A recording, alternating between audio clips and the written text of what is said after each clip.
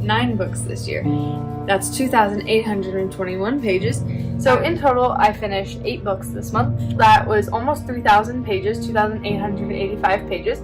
So for stats, I read 8 books this month. I only read 2,229 pages. Stats to start out. So last month I read 7 books. I read 2,407 pages in the month of April. This month I read 6 books total, and I read 1,624 pages. So for June of 2022, I read 7 books, and then I read 2,464 pages. I did read 6 books total last month. So in total, I read 2,204 pages. I read 11 books, and that was 3,463 pages. I actually read 10 books total and 3,359 pages. That means in the month of October, I finished 4 books, and that was 851 pages. So I read 7 books this month with a total of 2,460 pages. So the stats for December of 2022, I read 17 books for a total of 3,761 pages. Wow, that was a super emotional video to make and to watch, just to see how much I read over the past year and to see how much I've changed over the past year, just in the way that I look. My hair has gone from short to highlighted, and now it's much longer, and just a year represents so much, and it's really cool to be able to look back and to set goals and be able to see what goals that you accomplish by the end of the year, and it's super motivational for the next year, and then you can read even more books, you can accomplish even more than your goal was the year before. So the total of all of those books that you just saw in that video was 103 books, and that was over 31,000 pages. And I did that reading a lot of books in my spare time, reading at night, reading early in the morning. I listened to probably the majority of those just in my drive. I tell people all the time, if you're going to be doing things like driving or doing dishes or folding laundry, you can use that time doubly to listen to books and to just read so much more in your year. So in this video, I just wanted to do a short little video after getting really nostalgic, looking at videos and talking about what my favorite ones were out of the 103 books that I did read. What are the ones that really just stood out to me and the ones that I recommend to people a lot. I went through all of my 5-star books, and a lot of my 5-star books, I enjoyed them and I couldn't find anything wrong with them, but I don't find myself telling people about them all the time, whereas the 8 books that I picked out are ones that I tell everyone about and I recommend to a lot of people to read all throughout the year. Some of these are back from January or the beginning of the year, and I still am talking about them.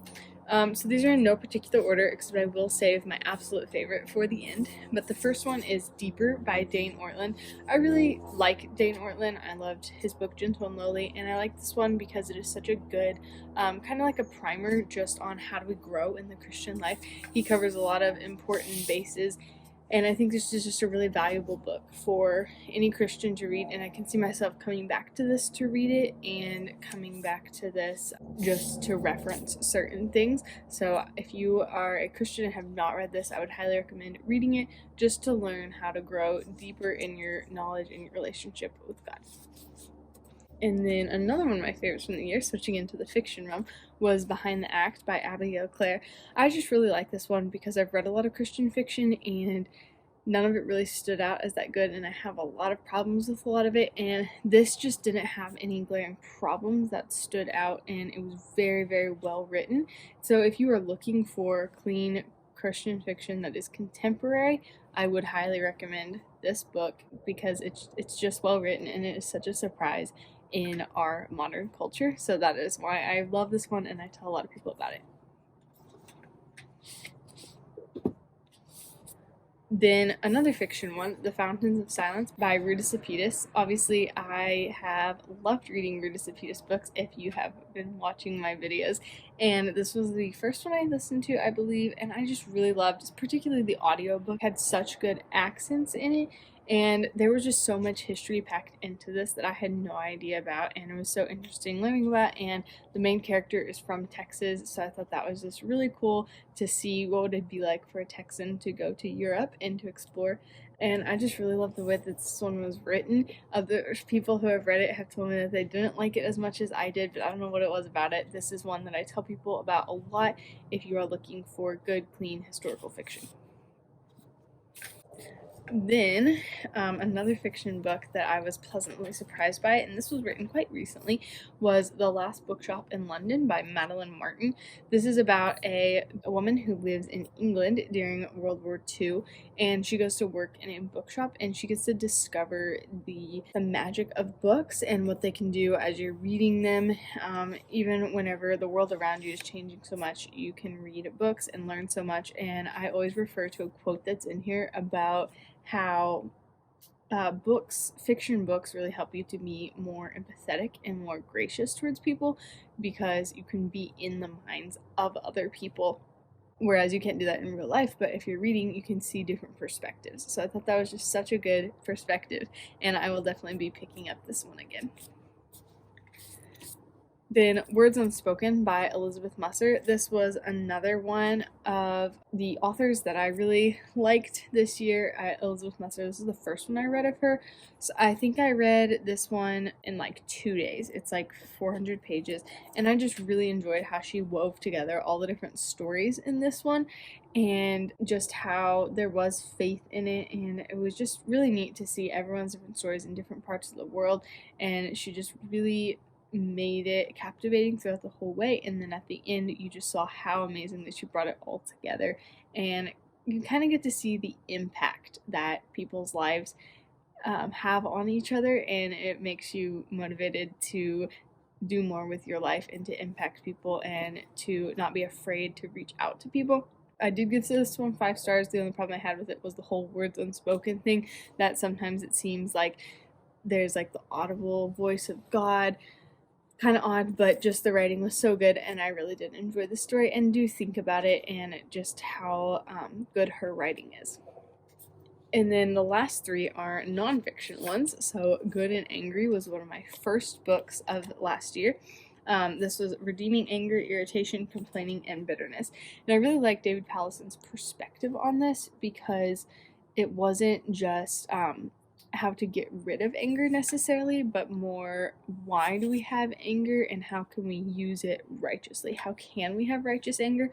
So he talks about how you use your anger and you reroute it to be merciful towards others, to do something, to use that anger to motivate you to action. So I listened to this one, and I will definitely be going back and rereading it maybe this year.